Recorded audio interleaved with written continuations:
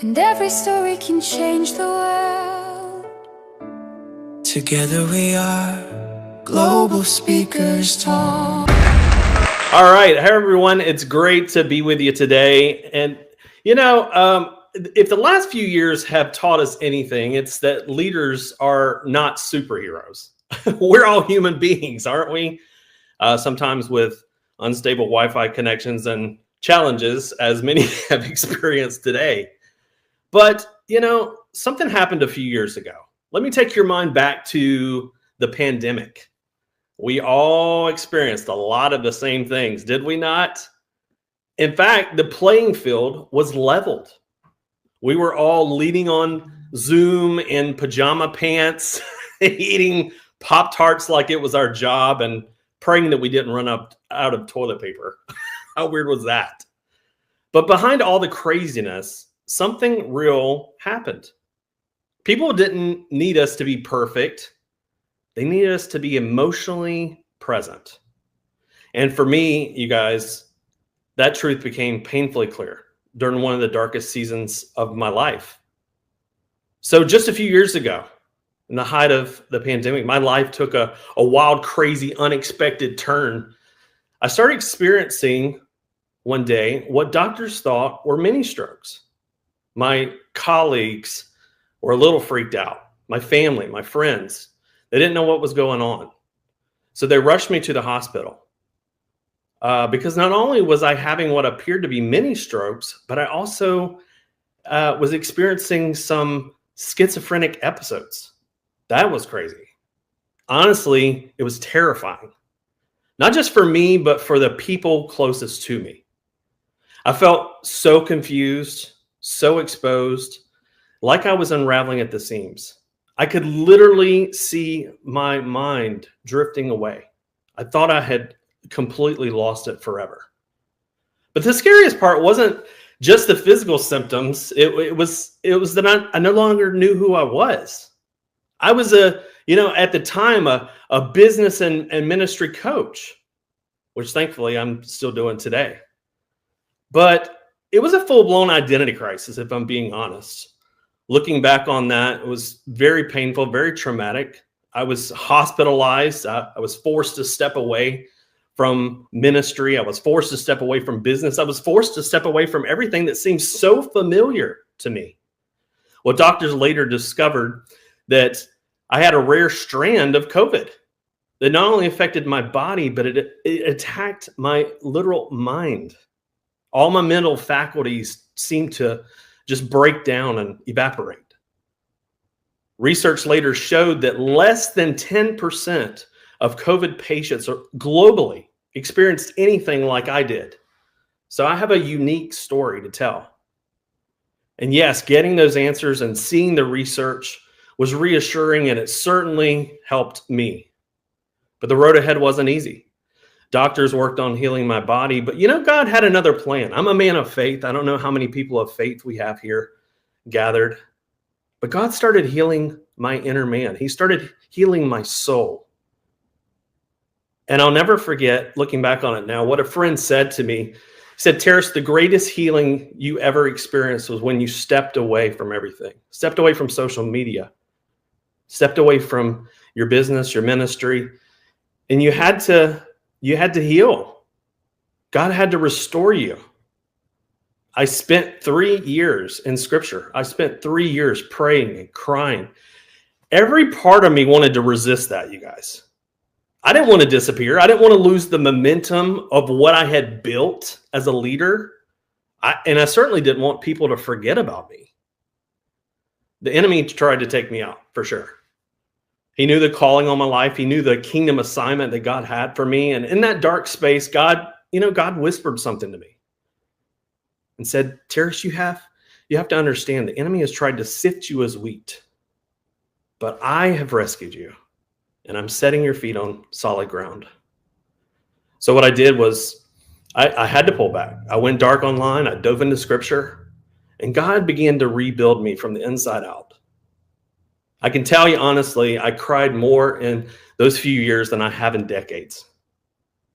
But I chased God harder than I ever had, even as a pastor.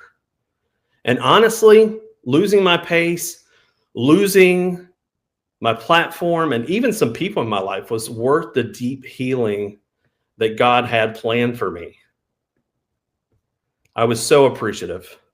Just recently I was talking to one of those close pastor friends that I hadn't heard from in years. He reached out and he was stunned at the work that God had done in my life. But I wasn't, because I knew the one who rebuilt me. I knew my identity had been restored. I knew that I got clarity. I had a renewed purpose. I had a new community. And today I get to help business and ministry leaders step into that same kind of clarity through my coaching, so they can walk into their bold kingdom assignment. So if you're in a storm right now, I just want to encourage you right now in this moment, your story's not over. And that brings me to emotional intelligence, which is what today's all about. You've heard some good stuff today from my fellow speakers. Because long before COVID ever hit, long before that pandemic that we all experienced, God taught me a lesson about emotional intelligence. In fact, it was on the side of a mountain. It was about 20 years ago. Man, am I dating myself. Back in college, I took an outdoor leadership class. And when I signed up, I thought it was meant to be leadership outdoors. Maybe a nice walk, maybe a team building exercise or two, eating granola bars together, talking about the squirrels in the yard. No one told me it was going to be major hikes in the mountains. That's not a class, you guys. That's a survival show. And to make things worse, it seemed like everyone on the team, everyone in my class, all of my colleagues at the time were professional level hikers, except for yours truly. They had expensive gear. They had all the nice, cool clothes and accessories. Me, I just had enthusiasm and my sneakers. The cool thing about this trip, as I reflect on it today, was that each person on this team had the opportunity afforded to them to lead part of the trip, to lead part of this adventure. And so when my turn came, my professor said to me, Terrace, you're going to do something special. I want you to lead everyone up this mountain today. Yes, you are in charge of the hike. Now, we're not talking about just hanging out in the yard. We're talking about in the mountains, one of the highest elevations. We're talking like, hours of a climb upward. Steep, rugged. I mean, it was not easy. Again, my entire group around me were like a group of REI ambassadors. Professional outdoorsmen. Really? Me? You want me to lead this hike? I felt completely inadequate. But here's the thing. Leadership is not about having every strength there is. It's about leveraging the strengths around you. So that's what I did. That was my strategy. So what I did was I delegated based on the gifting and skills that I observed. So you had a guy who was really good with a compass and map. I put him on navigation. There was a kind of a nerdy fella who was all about the gear. I let him be the equipment check. I said, hey, you be in charge of making sure we got everything we need. For the person who was really good at encouraging, I said, that's your role. You encourage us. And I let the experienced hikers, these REI ambassadors, I let them set the pace of the hike. My role was just to be in charge of communication, just to be in charge of coordination, just to be in charge of that connection. Well, I can tell you the first 3 hours went beautifully. I thought, wow, I'm really doing this. I'm trekking up this mountain. I'm leading the group, everybody's engaged in their roles. They're doing it well. And then the weather turned and it became oh so nasty. Rain started falling, torrential downpour. The visibility dropped. It was foggy. The trail became slick. We were wading in water. People were exhausted. I mean, exhausted, absolutely spent. And we were not even probably 3/4 the way up the mountain at this point. It was horrible. And I was their leader. So what I decided to do was I said, hey, let's take a pause. Let's stop. Let's circle up. Let's do a group check-in. And what I found was that the group was actually split in half. Half of the group, these professional hikers, as I called them, they wanted to keep going. Oh no, we're not stopping. We're not turning back. The other half, absolutely in tears, spent, begging to tap out. And quite honestly, I was probably in that group. I was like, yeah, let's just call it a day. This is a half of a win. We'll take it. So at that moment, it stopped being about hiking. This was about people. This was about real emotions and fear, safety for sure. And it was certainly about conflict. This, you guys, was a true leadership moment. And I realized something that day. I didn't need to be the strongest hiker or the fastest or the smartest or the one with the best gear. I just needed to be emotionally present. So here's what I did. Number one, I listened. That's been mentioned as a key trait of somebody who's emotionally intelligent. Listen deeply. Don't rush through, because a lot of times, you know how it is. Somebody will be talking to us. They'll be telling us a story or a problem or whatever. And the wheels are spinning, aren't they? We're already thinking of our response. We've already cut them off in our head. Don't dismiss them. And here's another thing. I look back now and I observed that what I did was I listened to everybody. And I began to empathize. That's another key thing that emotionally intelligent leaders do. They empathize. They say things like, I hear you. I see you. Yeah, that makes total sense. You know what? You're not wrong. It creates a safe environment. It creates an inclusive environment. And it acknowledges people as people. And also made a decision rooted in care, not ego. So we ended up turning back, not because we couldn't finish, but because we couldn't finish safely. And that was really one of the main goals. You see, leadership's not always about proving that you can reach the top of a mountain. It's about protecting the people around you. It's about looking out for their personal interest. Is it not? You know, when we got down from that mountain and the hike was over, my professor, my professional guide, he pulled me aside and he said something to me I'll never forget. He said, Terrace, you have an incredibly high emotional intelligence. You know what? That was the first time I had ever heard those words. He validated my emotional intelligence as a leader. And that, my friends, changed my leadership forever. You see, my COVID story, that traumatic event that I shared with you about, that taught me emotional intelligence within myself. My mountaintop story, my hike, taught me about emotional intelligence with others. And it revealed some truth. You see, leadership rises and falls on emotional intelligence. Teams don't quit because of workload. Your colleagues don't tap out because they're too spent most of the time. But they often quit because of emotional mismanagement. People want leaders who create emotional stability and safety. They can lead when it's sunny. Well, emotional intelligence leads well when it rains. So I want to make this extremely practical for you guys listening to me as I close.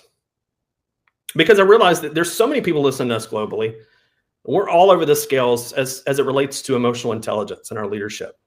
So you might be asking, how do I grow in my EI as a leader? What can I begin doing today? Well, you've heard some of it already. You practice a pause. You take time to think through what's happening before reacting, before correcting, before making that flippant decision. Just take some time. Take it all in. Again, being the best leader in the room does not mean that you have to be the one with the first response. It's about being the one with the right response. And then start asking this question. I think this is a great practical exercise, even on a daily basis. Looking back on your day, ask questions like, what emotion led my leadership today? Or maybe you get to the end of the week and you say, what led my emotion, or what emotion led my leadership this week? And you can begin to categorize. Yeah, today was all about fear. Or today was all about frustration. Boy, today was all about my insecurity or confidence or whatever. But let's put positives on those. Let's work to amp up and create some better responses and some better strategies, better techniques in becoming that EI leader. So when you're in a room, when you're leading, read the room. That's often one of the best techniques. Look around at the faces. Look at the energy. Look at the posture. Sense the tension. Maybe even be silent. Here's what we know. Leadership is really about 10% of what you say, but it's actually 90% of how you read the moment before you say it. And certainly validate. Using phrases like, I hear you, that makes sense. Thanks for sharing that. I appreciate your honesty. That is game changers. As my professor would alter my life and my leadership, I never knew how much that validation of my emotional intelligence would change my life. So, one last tip here. Be a person who asks this question. What is it like to be led by me when I'm under pressure? What is it like to be led by me when I'm under pressure? And that one answer, my friends, can transform your leadership forever. And again, all of us as leaders, it doesn't matter if you're the smartest, it doesn't matter if you're the most talented or most polished. The ones that we really remember aren't the ones with the great IQ, I venture to say. Although we see you, it's the ones who are present, the ones who are empathetic, the ones who are self-aware, the ones who are safe, the ones who are emotionally steady, the ones who are human. Anyone can lead when the path is smooth. When smooth terrain, smooth sailing, we can all be the leader. But emotional intelligence is revealed when everything's falling apart. And if you can lead people well in the rain, my friends, people will follow you anywhere. Thanks for letting me share today. It's been an absolute joy to be with you here on Global Speakers Talk. Together we are Global Speakers Talk.